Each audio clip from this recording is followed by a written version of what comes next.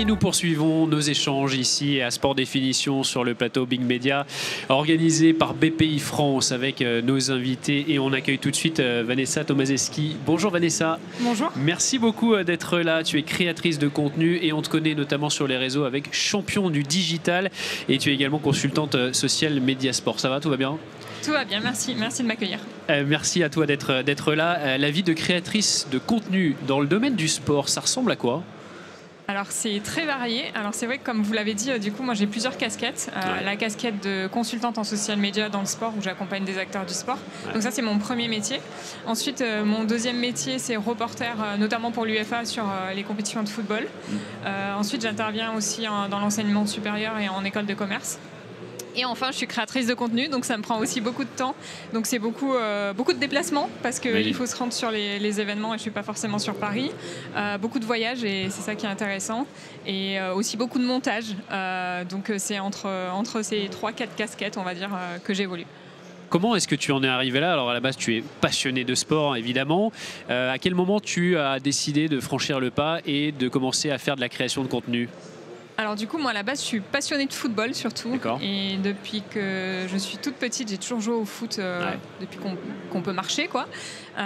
Et donc quand j'étais enfant, je disais je veux être footballeuse professionnelle. Donc j'ai joué longtemps au foot, mais bon, j'avais pas le talent. Donc à un moment donné, il a fallu switcher et je me suis dit je vais essayer de trouver. Enfin, c'est sûr, il faut que je travaille dans un club de football professionnel. Donc en fait, j'ai fait des études d'économie et après, au bout de 4 ans à postuler dans les clubs, j'ai réussi à intégrer les Girondins de Bordeaux sur le magazine du club à l'époque en 2012-2013, donc sur un stage d'1 an. Donc j'ai été formée à la communication dans le sport. Et en fait, ce qui s'est passé, c'est qu'après, j'ai fait un stage dans une agence de marketing à Monaco. J'ai été recrutée. Après, j'ai eu un licenciement économique, donc je suis revenue sur Bordeaux. Et en fait, je me suis dit, j'ai vraiment envie de travailler dans un club de football professionnel. Donc, je vais lancer un blog sur le marketing du sport où je vais décrypter toutes les stratégies digitales des acteurs du sport. Donc, c'est pour ça que ça s'appelle Champion du Digital. L'idée, c'était de mettre en avant des initiatives grâce au digital dans le sport qui ont un impact, qui apportent une valeur en interviewant les professionnels du sport. Donc, champion, c'est pour ça. Et une petite dédicace à ma sœur qui est là parce que c'est elle qui a trouvé le nom. Bravo voilà. à ta sœur. Le digital, justement, comment est-ce que tu vis, toi, l'évolution et l'importance qu'a pris le digital aussi dans le sport? Et quel rôle penses-tu que les créateurs de contenu jouent dans cette évolution?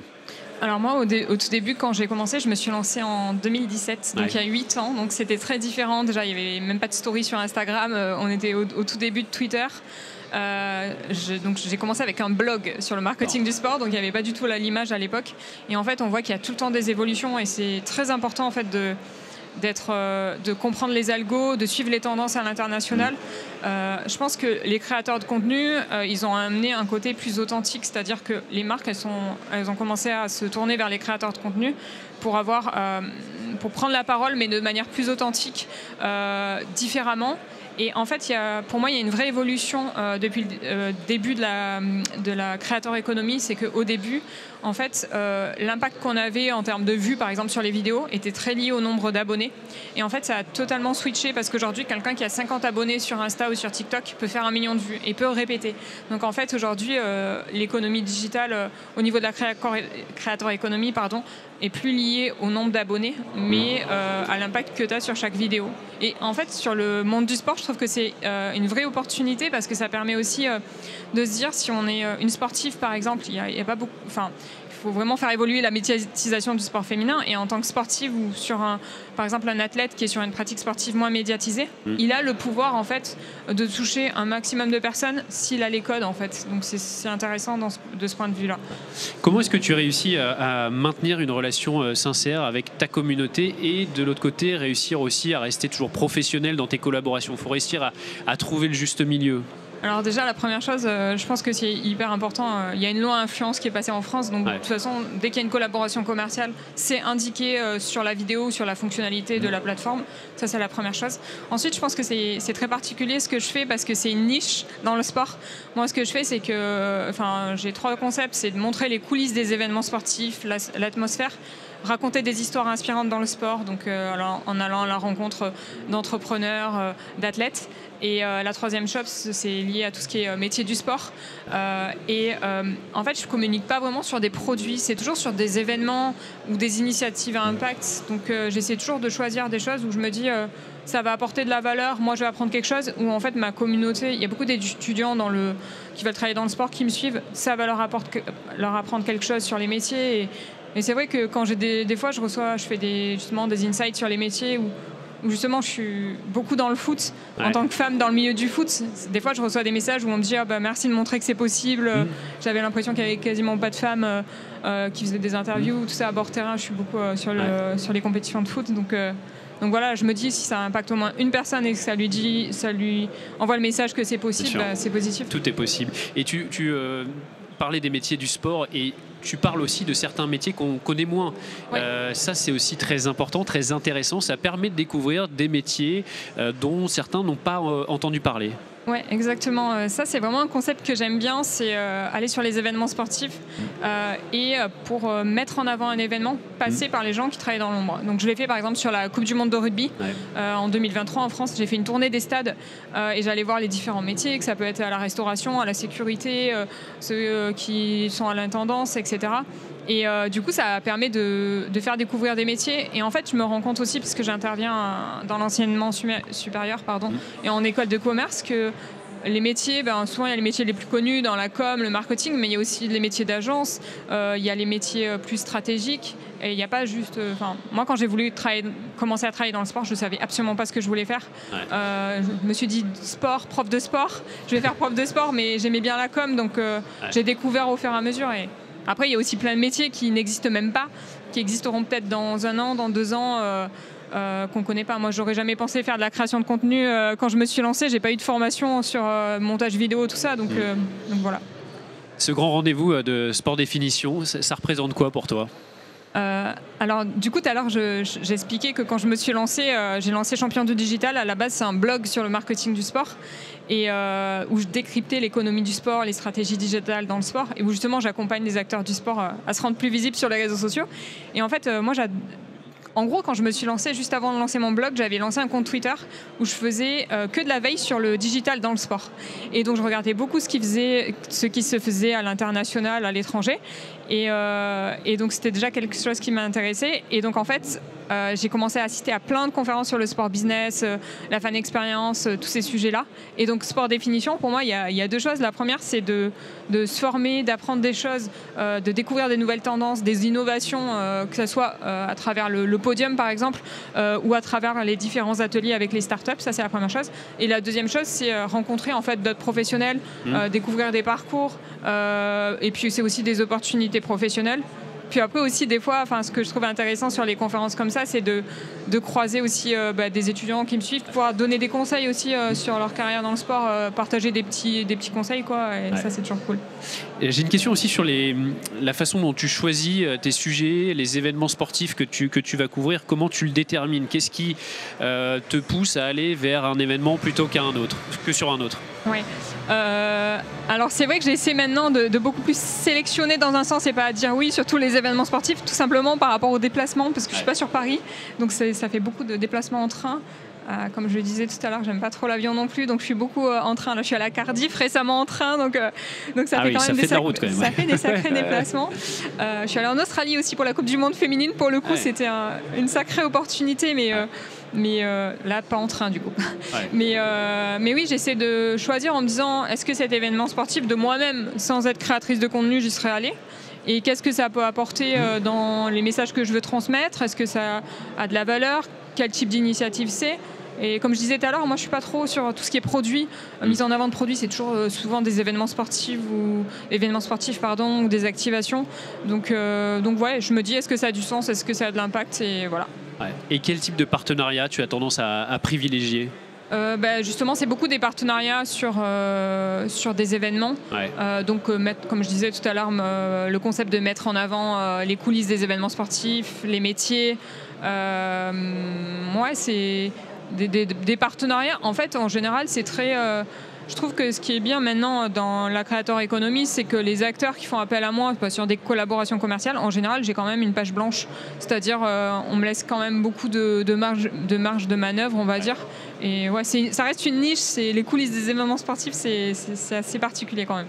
Il y a une vraie attractivité aujourd'hui autour du marché du sport en France. Ça représente quoi pour toi, de manière générale, l'économie du sport actuellement ? Je pense que sur cette question, je vais peut-être me focus sur l'économie du sport féminin parce que c'est un sujet qui me tient à cœur. On en parlait avec Gilles Galinier tout à l'heure. Ouais, justement, j'ai vu une étude justement qui est parue hier sur LinkedIn, qui a été partagée sur LinkedIn, une étude de Nielsen et Pepsi. En fait, ils expliquaient que le marché du football féminin, d'ici 2030, les fans le football féminin devrait atteindre 800 millions de fans dans le monde et qu'actuellement en fait c'est le 10e sport qui a la plus grosse base fan et d'ici 2030 ça devrait augmenter de 30%. Donc en fait l'opportunité elle est énorme je trouve pour les marques d'investir dans le sport féminin parce qu'il faut savoir aussi que le sport féminin les audiences sont très différentes du sport masculin. Moi ma spécialité c'est plutôt le football féminin et si on regarde les audiences par exemple qui suivent le football féminin en ligne, c'est plutôt des audiences masculines plus de 30 ans, alors que les audiences qui suivent le football féminin dans les stades, qui vont voir par exemple l'équipe de France féminine de foot, c'est plutôt des jeunes filles et des familles. Et je trouve que les marques, elles devraient vraiment se positionner, comprendre qu'il y a bien une distinction entre ces deux audiences pour aller dessus. Et voilà, le sport féminin, c'est des chiffres concrets, mais c'est aussi... sur les réseaux sociaux, c'est 2 fois plus d'engagement que le sport masculin, sans vouloir comparer, mais c'est des audiences très différentes et qui sont très engagées, et c'est ce qui intéresse les marques. Donc je pense qu'il y a une vraie opportunité qu'il ne faut pas manquer. Et le dernier point aussi par rapport à cette création de l'économie du sport féminin, c'est que je pense que c'est important que les marques aussi qui font des activations dans le sport féminin ou qui mettent en place des actions, elles suivent les datas et elles aient des reportings à la fin pour voir en fait ce que ça a ramené, que ça soit pas juste une initiative RSE et qu'elles communiquent dessus en fait. Parce que je pense que c'est ça aussi qui va driver le fait que d'autres annonceurs, acteurs du sport vont vouloir investir parce qu'ils vont se rendre compte qu'il y a un impact en fait. Faut pas hésiter à miser sur le sport féminin. Exactement. Concernant les tendances digitales, est-ce que selon toi il y a des tendances digitales qui vont transformer l'industrie du sport dans les années à venir ? Oui, alors du coup ça évolue tout le temps, mais je pense qu'en ce moment, si on fait un lien aussi entre les tendances du digital et les tendances du sport, il y a l'intelligence artificielle.